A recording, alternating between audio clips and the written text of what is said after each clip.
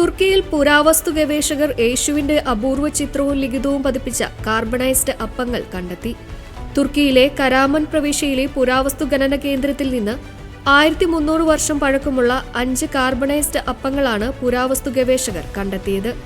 പ്രാരംഭ ബൈസന്റൈൻ കാലഘട്ടത്തിൽപ്പെട്ട ഈ അപ്പങ്ങൾ വിശുദ്ധ കുർബാനയ്ക്കായി ഉപയോഗിച്ചിരുന്ന തിരുവോസ്തി ആയിരിക്കുമെന്നാണ് ഗവേഷകരുടെ പ്രാഥമിക നിഗമനം. കണ്ടെത്തിയ 5 അപ്പങ്ങളിൽ ഒന്നിൽ യേശുക്രിസ്തുവിനെ വിത്തുവിതയ്ക്കുന്ന കർഷകന്റെ രൂപത്തിൽ ചിത്രീകരിച്ചിരിക്കുന്നതാണ് ഏറ്റവും ശ്രദ്ധേയമായത്. പരമ്പരാഗതമായ ക്രിസ്തുവിന്റെ രൂപത്തിൽ നിന്നും വ്യത്യസ്തമായി കൃഷിയെയും ഫലസമൃദ്ധിയെയും പ്രതിനിധീകരിക്കുന്ന വിതക്കാരനായ യേശുക്രിസ്തുവിന്റെ രൂപമാണ് ഇതിലുള്ളത്. ചിത്രത്തിനൊപ്പം ഗ്രീക്ക് ഭാഷയിൽ അനുഗ്രഹീതനായ യേശുവിന് ഞങ്ങളുടെ നന്ദി എന്ന ലിഖിതവും പതിപ്പിച്ചിട്ടുണ്ട്. മറ്റ് 4 അപ്പങ്ങളിലും കുരിശിന്റെ മുദ്രകൾ പതിപ്പിച്ചിരുന്നതായി ഗവേഷകർ കണ്ടെത്തി.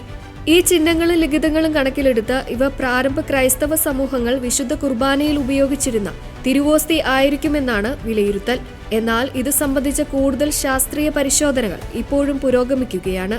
തീപിടുത്തത്തെ തുടർന്ന് അപ്പങ്ങൾ കാർബണൈസ് ചെയ്യപ്പെട്ടതും പിന്നീട് ഓക്സിജൻ കുറവുള്ള അന്തരീക്ഷത്തിൽ മണ്ണിനടിയിൽ സംരക്ഷിക്കപ്പെട്ടതുമാണ് അവ ഇത്രയും നൂറ്റാണ്ടുകൾക്കിപ്പുറവും രൂപഭംഗി നഷ്ടപ്പെടാതെ നിലനിൽക്കാൻ കാരണമായത്. ബാർലി ഉപയോഗിച്ചാണ് ഇവ നിർമ്മിച്ചതെന്നും ഗവേഷകർ കണ്ടെത്തിയിട്ടുണ്ട്. ഈ കണ്ടെത്തൽ പ്രാരംഭ ക്രൈസ്തവരുടെ വിശ്വാസ ജീവിതത്തെയും ആരാധനാ രീതികളെയും മാത്രമല്ല, അന്നത്തെ സമൂഹത്തിൽ വിശ്വാസവും ദൈനംദിന ജീവിതവും എത്രത്തോളം ബന്ധപ്പെട്ടിരിക്കുന്നു എന്നതിന് ശക്തമായ തെളിവാണെന്നും ഗവേഷകർ വിലയിരുത്തുന്നു.